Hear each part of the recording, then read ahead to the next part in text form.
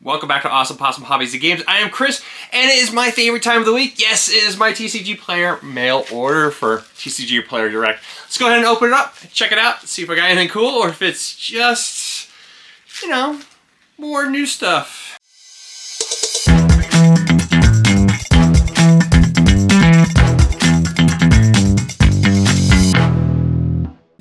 Lorwyn, this is the Secret Lair version. And the Secret Lair version, of course, is... this one's in Japanese. So if you don't know what it says, it's kind of hard to know what it says. Let's go ahead. I'll tell you what it says, though. It's a hideaway land, so this land comes into play tapped. When it does, look at the top 4 cards of your library, remove one of them from the game face down, then put the rest in the bottom of your library.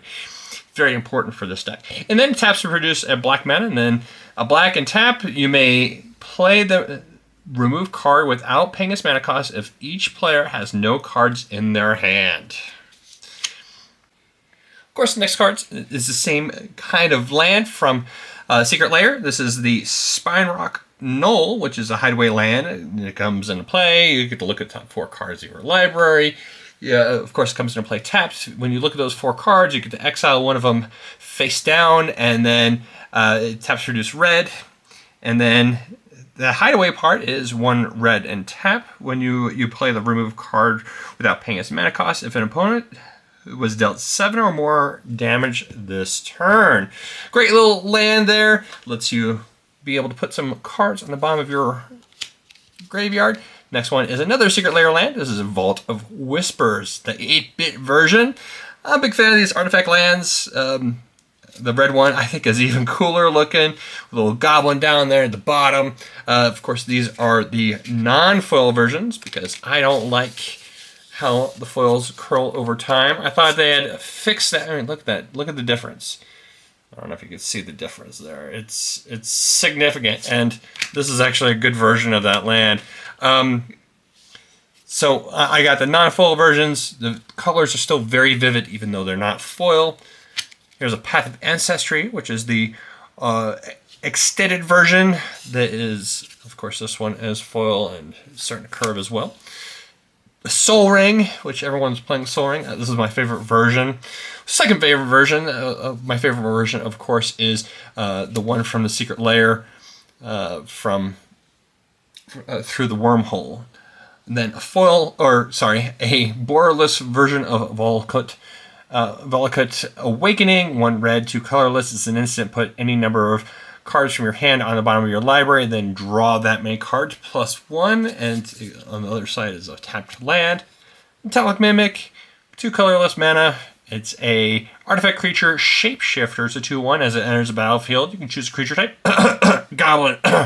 Metallic Mimic is the chosen type. In addition to its other types, each other creature you control with the chosen type enters the battlefield with an additional +1/+1 counter on it.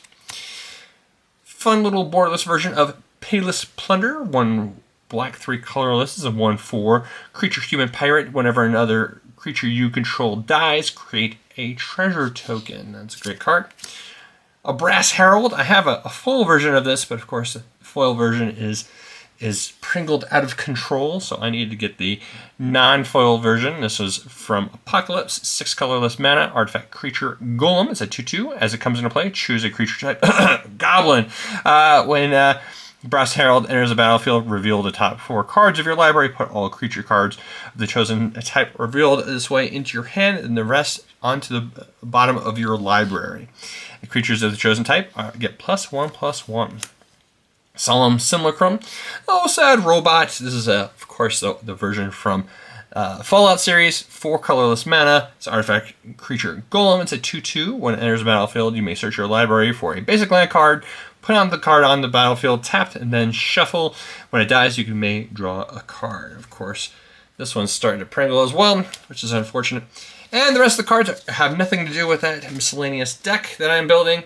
The rest are just from the latest set, which is Outlaws at Thunder Junction. 1 white, 1 colorless Dust Animus. Creature Spirit. It's a 2/3. If you control 5 or more untapped lands, Decimate Animus enters the battlefield with 2+1/+1 counters and a lifelink counter on it. And it has plot of 1 white and 1 colorless. You can go through and plot it second turn. And of course, this one does have flying. Honorary Tumblewag. This card's freaking great. I love it. It's not terribly expensive right now. If you want to build a fun deck, not super competitive, this is a great card. If you want to go through and build something that revolves around counters, pick this card up. You'll be happy with it. For a green 2 colorless, it's a 2/2 creature Brushwag Mount. At the beginning of your combat on your turn, put a +1/+1 counter on target creature. Whenever Tumblewag attacks with saddled, double the number of +1/+1 counters on target creature. And of course it has saddle too. So if you start going through and putting counters on this card, first turn it's got a +1/+1, so it becomes a 3/3. If it's saddled and you're attacking, it becomes a 4/4. The next turn you put an additional counter onto it, and then if you saddle it, it's not only just a 5/5, it now has double the number of counters on it, becoming an 8/8 turn 4 or turn 4 or 5, depending on if you were able to give it haste or not. This card can escalate very quickly and become a problem for anyone at the table. I highly suggest trying these out. It does, for how much they're cost right now, it's a cool, fun little card.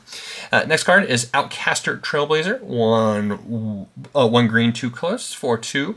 Creature Human Druid. When it enters the battlefield, add 1 mana of any color. Whenever another creature with power 4 or greater enters the battlefield under your control, you can draw a card. And then it also has the ability of plotting for a green and 2 colorless. This thing does a lot right here. It has a lot of text, a huge text box. The thing about it is plot it. Go through and plot it. You're able to go through, and when it comes into play, you're able to get the extra mana. So on your third turn, on your fourth turn, you're able to play a land, and you have 5 mana available that you're able to play another creature which power 4 or greater enters the battlefield under your control. You can draw a card. So 5 mana turn 4, that's not terrible. And if you have some way of ramping, it gets even better. So try it out. I got a couple copies. I need to get a couple more for a deck I'm working on. Next one is Calamity Galloping Inferno. This is the borderless version. 2 red, 4 colorless. It's a 4/6 legendary creature horse mount with haste. And when it attacks while saddled, choose a non-legendary creature that saddled it this turn and create a tapped and attacking a token that's a copy of it. Sacrifice that token at the beginning of the next end step. Repeat this process once for saddle 1. This allows you to go through and create extra tokens and be able to attack with creatures without having them have a chance to get killed. So if they have some kind of attack ability, or if they are able to damage opponent ability, they will be able to trigger and be able to keep them safe, as well as you're attacking with a 4/6 creature. For 6 mana, it is expensive, but it enables quite a few different decks to be able to go off and protect creatures that you don't want to have exposed to being able to be blocked by much larger creatures. And then also it's creating not just 1 token, but it's creating 2. So it is a great card. I can't wait to throw this into a commander deck. Stingerback Terror. 2 red, 2 colorless, 7/7 creature Scorpion Dragon with flying and trample. It gets -1 for each card in your hand, and it has plot of 1 red, 2 colorless. This is a fun little card. It's a dragon for cheap, so I had to get a copy for a dragon deck to try out. On top of that, I got 4 other copies for a potential include in a standard deck. Gotta try it out in order to make sure it works well. And you're not going to be playing it third turn or fourth turn, so it's not going to be a 3/3 or 4/4 flyer. It has potential of being much bigger, and then late game you're going to have virtually no cards in your hand, making a 7/7 flying trample, or even a 5/5 flying trample for 4 mana is significant, and it's pretty amazing. I would go through and pick up a couple copies, see what you could do with them. Next one's Kellen Joins Up. I got this specifically for my legendary deck for a green, a white, and a blue. It's a legendary enchantment. When this card enters the battlefield, you may exile a non-land card with mana value 3 or less from your hand. If you do, it becomes plotted. So you're able to play it on future turns for free, which is great unless there's a card making it cost even more. And then whenever a legendary creature enters the battlefield under your control, put a +1/+1 counter on each creature you control. So if you have a legendary creature deck, which this is going in my legendary creature deck, means every creature you're playing that is legendary, which is the vast majority of them, is going to make it so all the rest of your creatures are going to be getting bigger and bigger and bigger. Man, I can't wait. And the last card, Tarnation Vista. Tarnation Vista is from the big score from the latest set. Land enters the battlefield tapped. As it enters the battlefield, you choose a color. Taps to add 1 mana of the chosen color. And then 1 and a tap for each color among monocolor permanents you control.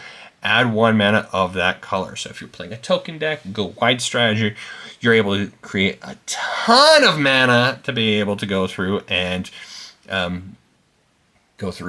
create extra value.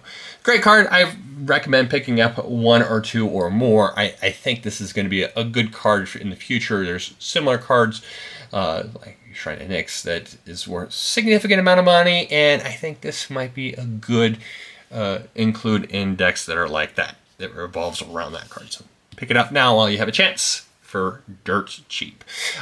Thanks for watching this video. If you have any questions or comments, please listen in the comment section down below. Until next time, I hope you have a fantastic week, and remember to keep it rolling. And thank you for watching. If you enjoyed this video, please take the time to like the video and subscribe if you'd like to stay updated. Have a great day, and keep them rolling.